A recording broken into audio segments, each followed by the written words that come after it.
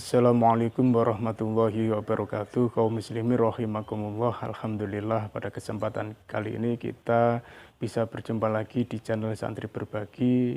Semoga kita dan keluarga kita semuanya senantiasa diberikan rahmat, taufik, hidayah, dan semuanya diberikan kesehatan zahir batinnya dan dimurahkan rezeki yang halal dan penuh barokah. Amin ya rabbal alamin. Oke teman-teman yang berbahagia, untuk kesempatan kali ini akan kami bagikan bagaimana cara bertayamum yang benar secara lengkap bersertaan sunah-sunahnya.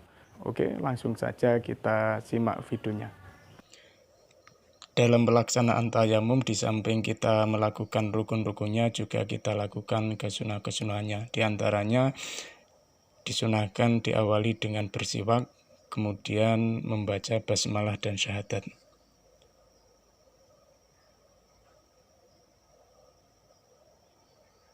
Bismillahirrahmanirrahim. Asyhadu an la ilaha illallah wa asyhadu anna Muhammadar Rasulullah.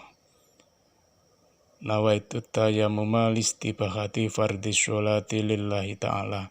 Tatkala memukulkan kedua telapak tangan ke debu, lisan membaca niat, hatinya harus menghadirkan niat tayamum, dan niat tersebut harus selalu ada sampai mengusap sebagian wajah.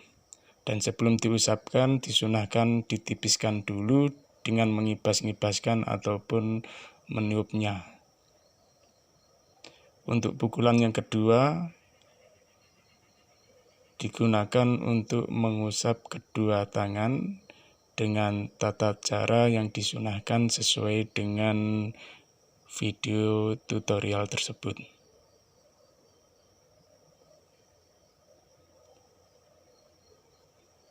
Oke, setelah selesai mengusap kedua tangan, diakhiri dengan menyela-nyelai jari jemari tangan dan ditutup dengan doa.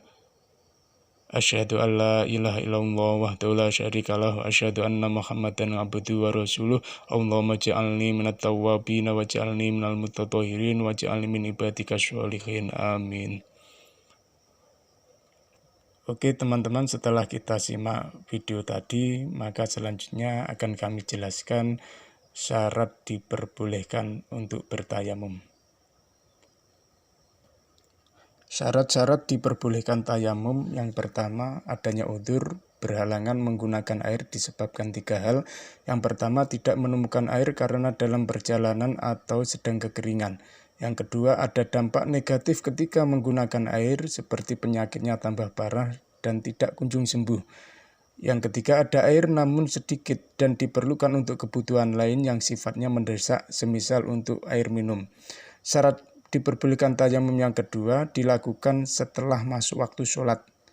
Syarat yang ketiga dilakukan setelah berusaha mencari air ketika masuk waktu sholat, kecuali bagi yang tayamum karena sakit. Yang keempat, menggunakan debu kering yang suci dan mensucikan, dalam arti bukan debu yang najis dan debu yang mustakmal.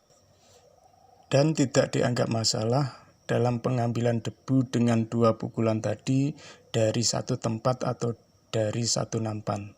Karena yang dinamakan debu yang mustakmal itu adalah debu yang telah terpakai, yang melekat pada anggota tayamum ataupun yang telah rontok dari anggota tersebut.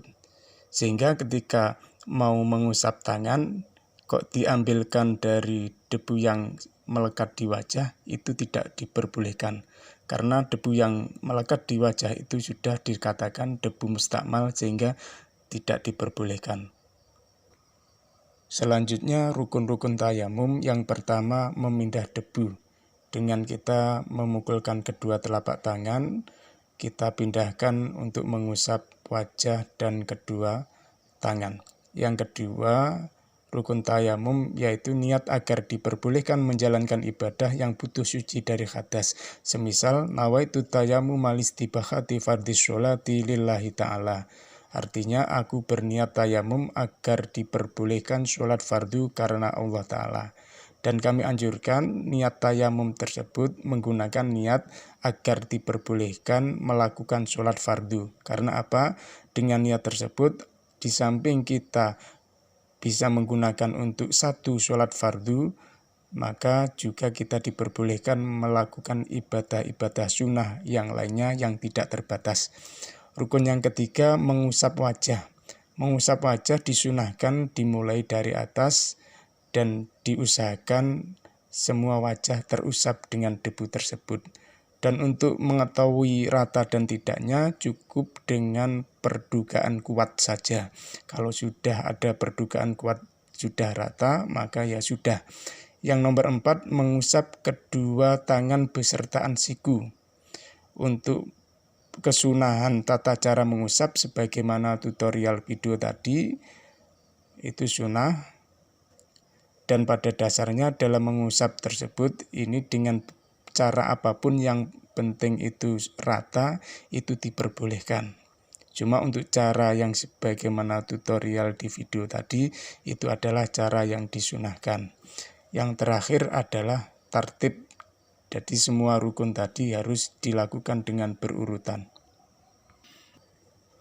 Oke teman-teman, selanjutnya mengenai kesunahan dalam bertayamum. Yang pertama menghadap kiblat ketika memungkinkan. Yang kedua bersiwak, yang ketiga membaca basmalah, yang keempat membaca 2 kalimat syahadat, yang kelima melepas cincin saat tepukan debu pertama, dan wajib saat tepukan kedua. Kenapa disunahkan saat tepukan debu pertama? Karena tidak berpengaruh dalam pengusapan wajah. Cuma ketika ditepukan yang kedua, cincinnya harus dilepas karena ketika tidak dilepas, nanti ketika mengusap tangan, maka bagian yang tertutupi cincin tidak akan terusap dengan debu, sehingga harus atau wajib untuk dilepas ketika saat tepukan kedua. Kesunahan yang keenam, merenggangkan jari-jari tangan setiap kali ditepukan pada debu. Nomor 7, menipiskan debu dengan ditiup atau dikibaskan. 8. Mendahulukan bagian atas sewaktu mengusap wajah. 9. Mendahulukan anggota kanan. 10. Tidak melepas telapak tangan dari anggota tayamum sampai sempurna pengusapan. 11. Mualah atau berkesinambungan. Yang ke-12, tidak mengulangi usapan. Jadi cukup satu usapan, tidak digosok-gosok berulang kali. Itu sunnah. Seandainya pun digosok berulang-ulang kali, itu tidak apa-apa. Sunnahnya tidak mengulang usapan. Kesunahan yang ke-13 yaitu berdoa. Asyhadu an la ilaha illallah wahdahu la syarikalah wa asyhadu anna Muhammadan abduhu wa rasuluh. Allahumma ja'alni minat tawwabin wa ja'alni minal mutatahhirin wa ja'alni min ibadikas sholihin. Subhanaka Allahumma wa bihamdika asyhadu an la ilaha illa anta astaghfiruka wa atubu ilaik. Yang terakhir, hal-hal yang membatalkan tayamum. Yang pertama, semua yang membatalkan wudu juga membatalkan tayamum bagi yang tayamum sebab pengganti wudu.